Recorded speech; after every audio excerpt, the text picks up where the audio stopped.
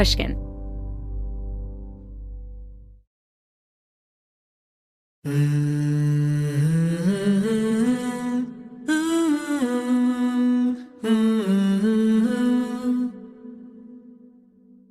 It was like a slow nightmare, because every day you think, oh, surely tomorrow I'll be better. And I would dream of being better. At night, I would dream that my face was quote unquote normal or back to the way it was. And I'd wake up and there'd be no change. At age 36, writer Sarah Ruhl developed a severe case of facial paralysis. The left side of her face drooped. She couldn't blink or raise her eyebrows, and she could no longer smile.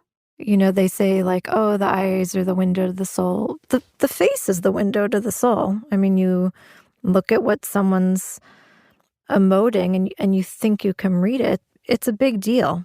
So to lose a part of that social expression, I just felt frozen.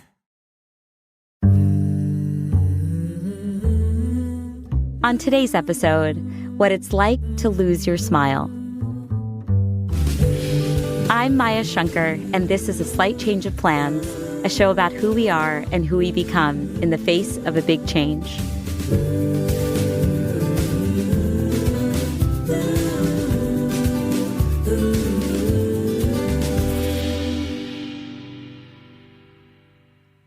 Sarah Ruhl is a celebrated writer known for her popular plays, including the Pulitzer Prize finalists The Clean House and In the Next Room. She excels at finding poetry in everyday life and hilarity in tragedy. The facial paralysis Sarah developed is called Bell's palsy. It's caused by damage to a nerve that helps control the muscles in the face. It's unclear what causes the condition, but for Sarah, it happened right after she gave birth to twins. A lactation consultant was visiting Sarah at the hospital and noticed there was something unusual about Sarah's face. She looked at me and she said, "Your eye looks a little droopy." And I thought, what a rude nurse. Like, I'm tired. I thought my eye must be droopy from fatigue. And she said, "No, that's not what I mean. Go look in the mirror." So I got up, I put the baby down, I looked in the mirror, and indeed my whole left face had fallen down. When you first saw yourself in the mirror, what was your visceral reaction, right? Like how did that strike you? It was really traumatic. It was like looking in the mirror and seeing another person, another future, not recognizing the self. It was very disturbing. And my husband is a doctor. He's a psychiatrist. So I called him, and I think he was immediately worried that I had had a stroke. So he said, get them to call a neurology consult, and I'll be right over. So when you found out that it wasn't a stroke and it was, in fact, Bell's palsy, I mean, how was that explained to you, and how did that make you feel? So my first neurologist didn't have the best bedside manner. You know, he did a number of tests on me to determine that it was Bell's palsy, and he just kind of said, we don't know why it comes. We don't know when it goes. We don't know whether you'll get better or not. You'll probably be better in 3 months, and just go home and rest and take these steroids, and there's nothing else to do. My husband was with me, and the clearest memory I have is lying down in that little hospital bed with him, the narrow bed, and him holding me and me crying and saying, I don't want to be ugly for you. And he said, that could never be. And he just kind of held me through the night. Can you describe how your face changed? So following your diagnosis, what happened when you tried to smile? So one of the truly awful ironies of Bell's palsy is you start to recruit the wrong muscles. So sometimes when you smile, it actually looks like a grimace. My left side would go down when my right side would go up. And my eye would close. My left eye would close also while I was trying to smile. So it would look like you were winking at someone and grimacing rather than smiling. Yeah. And smiling was the thing I was most obsessed with, people reading my affect. And I think particularly because I had these little babies and I wanted to smile at them. And I also knew that their emotional coding was in a way getting wired, and that it's very important having your mother smile at you when you're a baby. And I felt like I couldn't tell if they could read my face as a smile. I mean, I can look at pictures of myself now from that time, and I do look very blank, very affectless. My face was like a mask. Tell me about how your day-to-day life changed in those early weeks. I stopped smiling at people because I didn't want them to misinterpret it. How sad. I mean, I stopped making an effort in those social interactions with strangers. If I had to, I would explain myself. So, for instance, I remember Anna, my oldest, being in kindergarten and having to meet the new parents and sort of explaining, if I don't seem friendly, it's because the left side of my face is paralyzed. And they would say, oh, okay, and we'd move on. I felt like I tried to compensate by vocalizing more or making hand gestures. So if I saw a neighbor from far away, I would wave instead of smile to kind of mark a hello. And a lot of those were unconscious compensations. I didn't mean to do them. I just did them. Yeah. What was your daughter Anna's reaction like? Because she knew a version of you that had smiled, right? Or that had blinked with ease and moved her eyebrows. I mean, what was that interaction like? It's funny. I was really worried about it. I was really worried that I'd come home with these two babies and she would have less attention and I would look different. And instead, she completely accepted me and would say, oh, it's okay, Mama. I see you're trying, Mama. See your mouth is going up a little. She was really completely accepting. And it's one thing I've reflected on through this whole process is that we think so much about the unconditional love parents have for children, but really it's extraordinary that it can go in the other direction too. Yeah.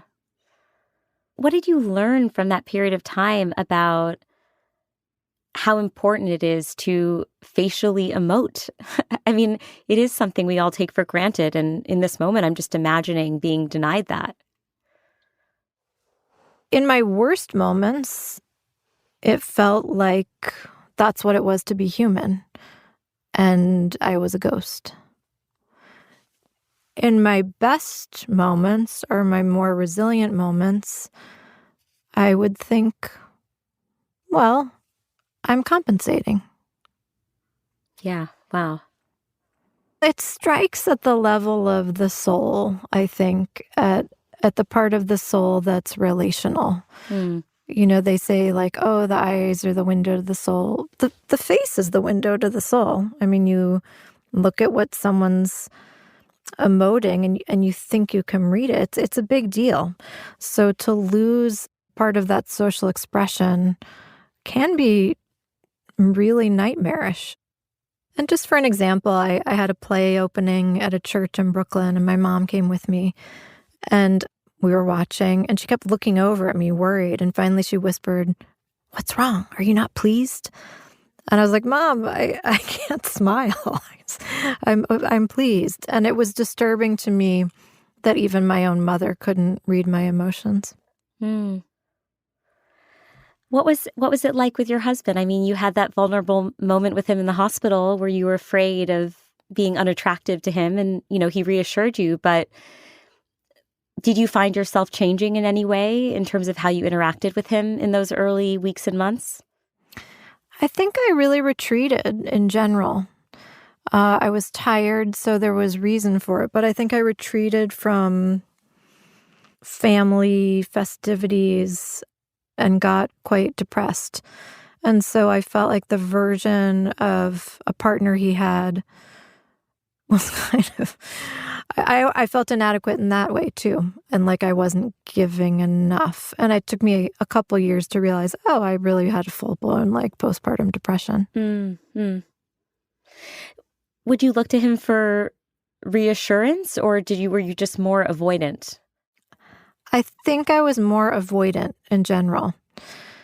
And I didn't want my Bell's palsy to be something that was bothering me. It didn't correspond to my ethic. of, the human good. Like, it shouldn't matter. Like, beauty shouldn't matter, or symmetry shouldn't matter. So, of course, it didn't bother me. So I pretended it was not bothering me, and I pushed forward, but I think it was clearly bothering me.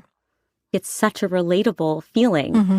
On a rational or intellectual level, if we interrogate that emotional reaction, might think, no, that's not how I really feel. That wouldn't be my top concern. But it feels irresistible to have those sorts of thoughts. I love what you say about it being irresistible. It's visceral. And I think as a writer and a feminist and someone who doesn't put a lot of stock in physical beauty, certainly as a part of character, I think there was another part of me that really denied the reality of those irresistible thoughts because they weren't rational, because I didn't believe them. And because I didn't believe my own thoughts, I dismissed them. But the longer and longer the Bell's palsy went on, it became harder and harder to discount my own experience of it. Yeah. Yeah, we don't believe them because they don't align with how we prefer to see the world, how we ought to see the world, yes. right? If we design the moral code or the values code, right, for the universe. Yes. And I mean, it's so interesting you share this, Sarah, because one of the things that I've learned from all the conversations I've had on this show is how much these moments of change can reveal to us about who we are and the assumptions we've been laboring under that might not have been visible to us prior. Yes. The doctor tells you, okay, the majority of people recover without any intervention, right? Without any medical treatment. And so the odds were in your favor. And I'm curious to know, when the weeks and months passed and you weren't showing progress, what that felt like for you. It was kind of like a slow nightmare, because every day you think, oh, surely tomorrow I'll be better. And I would dream of being better. At night, I would dream that my face was quote unquote normal or back to the way it was. And I'd wake up and there'd be no change. So I eventually went back to the neurologist, I think when it had been maybe 6 months. And I really should have been better by then. If I was to get better, I should have been better by then. And he was quite oddly punitive, I felt, and sort of looked at me and said, God, you're not better at all. Oh, gosh. And he said, yeah, there's nothing you can do except experimental neurosurgery. That's it. And he gave me the name of an experimental neurosurgeon at NYU. And they do these like grafts, like take a little bit of your thigh and stick it in your face and try to graft the nerve back together. It's really amazing work that they can do. But I felt like being a writer and depending so much on my brain, the compound noun experimental and neurosurgery, I just didn't want anything to do with those two words mixed together. But yeah, emotionally, the experience of just being in that stasis, I just felt frozen. We'll be back in a moment with a slight change of plans.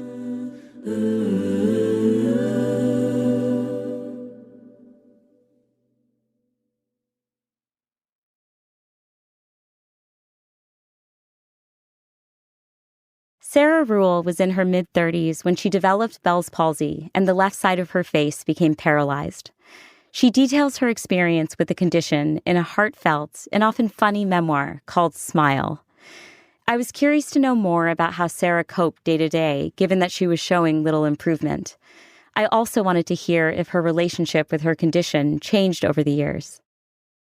There's this moment in your book where I found myself laughing. You were trying to find a way forward and to keep your spirits and your morale high, and you read this Buddhist book about anger. Yeah, I mean, I was, I would try to meditate. I would try to read inspiring books. So this was by Thich Nhat Hanh, who I love. And I got to a part where it said, whatever whatever you're going through, you can always smile.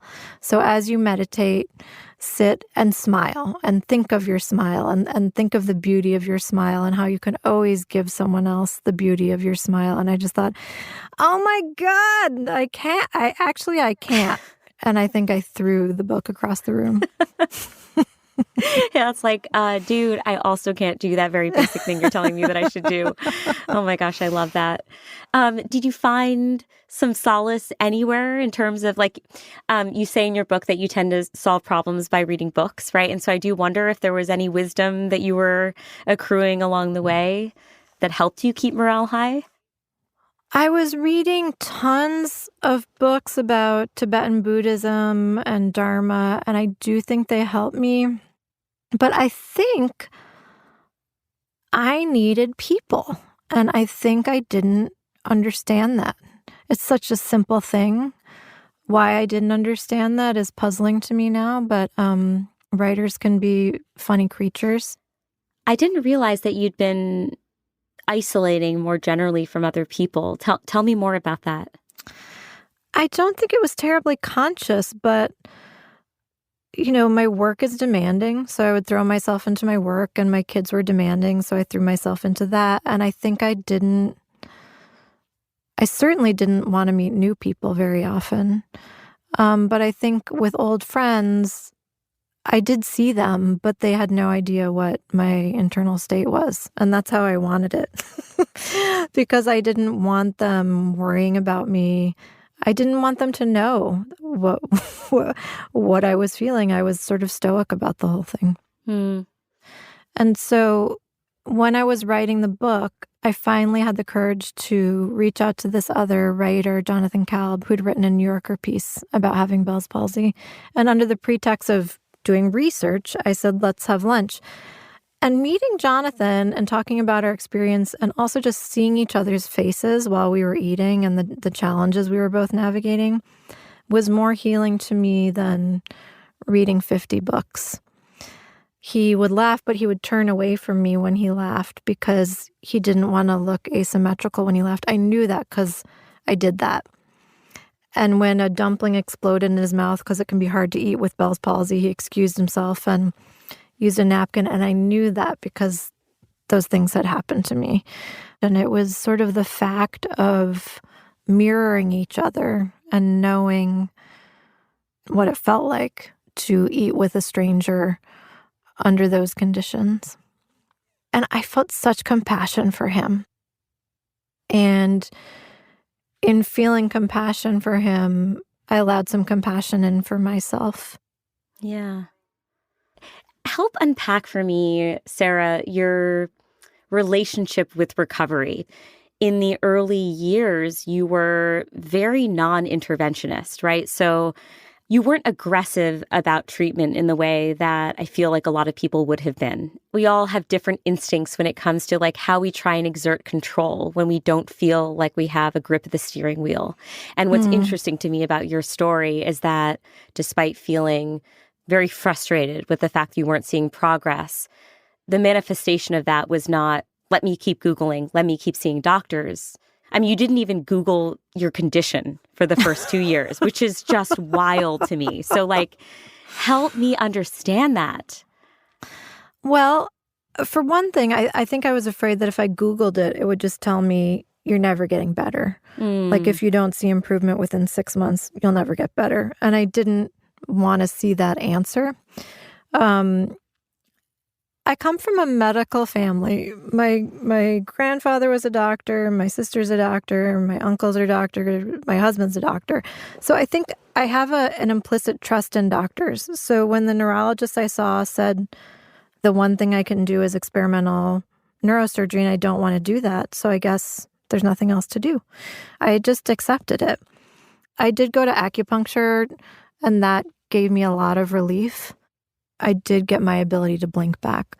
And I did eventually get second opinions from different neurologists. But I think because I'd been told that it was mysterious and some people recovered and some didn't, in a really bizarre fairy tale way, I thought it was my fault that I wasn't getting better. I felt like a bad patient. I'd failed I'd failed to get better. Yeah, I think that propensity for self-blame is so characteristic of people who are dealing with chronic conditions. And I have to imagine women dealing with chronic conditions. Was there anything you found that helped to counteract that self-blame?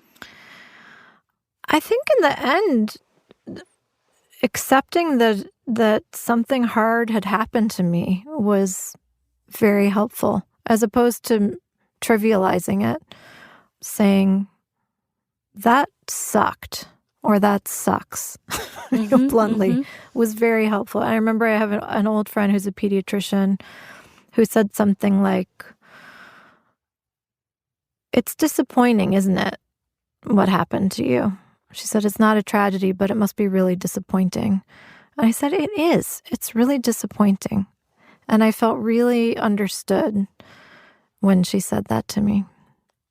She saw a couple things about me. She saw that I was disappointed. She also saw that I know something about the scale of tragedy, and she knows that I would never want to whinge on about something that wasn't actually about the loss of life, for example. I mean, I lost my dad to cancer when I was 20. And so chronic disease, for me, it's like knowing you're not going to die from it is some comfort. Is there a moment that you remember where you, for the first time, felt comfortable with the acceptance of present-day self versus trying to get the full function back? Well, I got enough of my smile back at a point that I felt I could communicate my social self to people. I could let people know I was smiling at them. That was huge. And in many ways, that felt like enough. It wasn't a smile with teeth. It wasn't a glamorous smile, but it was enough to show people that I was communicating happiness. That was such a huge accomplishment in a way. I remember smiling at strangers for the first time and having them smile back at me and having that call and response in a kind of natural way. Natural is maybe the wrong word, a spontaneous way. Because before that I would think about every micro interaction where someone tried to smile at me and I felt I couldn't smile back. So when I could do that, that really did feel like enough to me, like enough to proceed, enough to go on.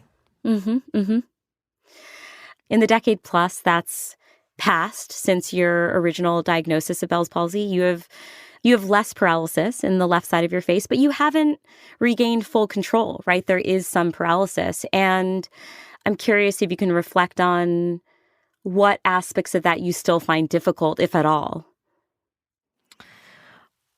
I don't love being photographed, but beyond that, I don't think about it all that much anymore. There are moments where I would love to flash a big, toothy smile at someone, either to mirror their smile or just to express that deep joy. And sometimes I find that annoying. But I feel like I'm on to other things, and I think there was a long time where I was stuck in a cul-de-sac around this, really stuck in a kind of despair, shame spiral. And I feel like I've shot myself out of that little cul-de-sac. I've proceeded on to new terrain. Do you think that's just, is it just the passage of time that's responsible for ejecting you from the spiral? I think it was the writing process that ejected me. And it's interesting because there was a point where I didn't want to write about it. I thought, ugh, yuck. I'm a writer. I don't write about my body. Who cares? And I, with encouragement and support, it turned out I had plenty to say about it. And I think making sense of what happened to me really helped me let it go. It was also because I spoke about my experience, it gave permission for others to ask me about it, not only strangers who had had Bell's palsy, but family who had said, I didn't know you were experiencing that. I'm so sorry. Do you want to talk about it? I think I had given off a lack of permission to talk about my face, which makes sense because it's impolite to ask people. In general, we don't go around saying, oh, it looks like you have facial paralysis. Do you want to talk about it? In the same way that we wouldn't say like, oh, you have something in your teeth. You have something unless there's a real intimacy, you don't mention it. Sure, of course.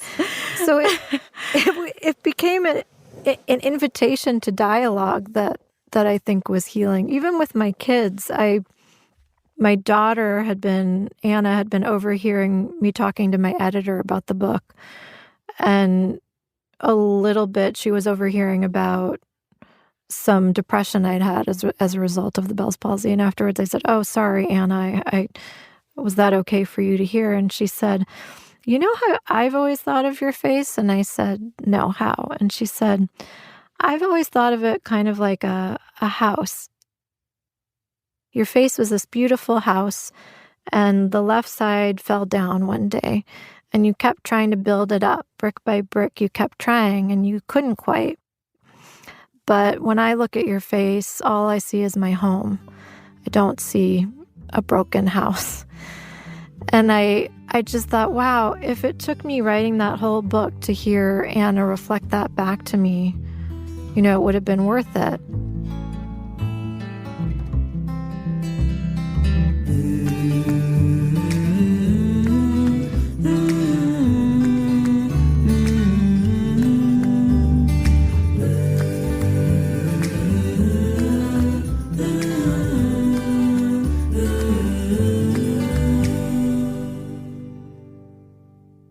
Hey, thanks so much for listening.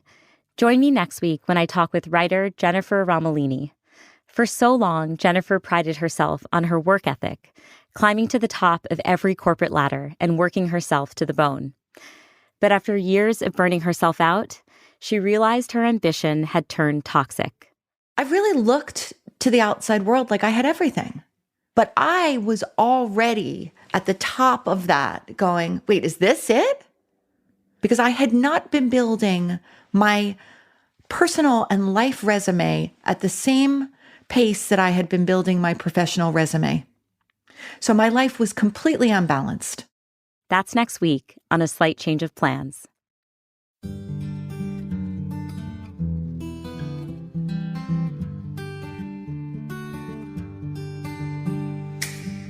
A Slight Change of Plans is created, written, and executive produced by me, Maya Shankar. The Slight Change family includes our showrunner, Tyler Green, our senior producer, Kate Parkinson Morgan, our producer, Brianna Garrett, and our engineer, Erica Huang. Luis Guerra wrote our delightful theme song, and Ginger Smith helped arrange the vocals. A Slight Change of Plans is a production of Pushkin Industries, so a big thanks to everyone there. And of course, a very special thanks to Jimmy Lee. You can follow A Slight Change of Plans on Instagram at Dr. Maya Shankar. See you next week.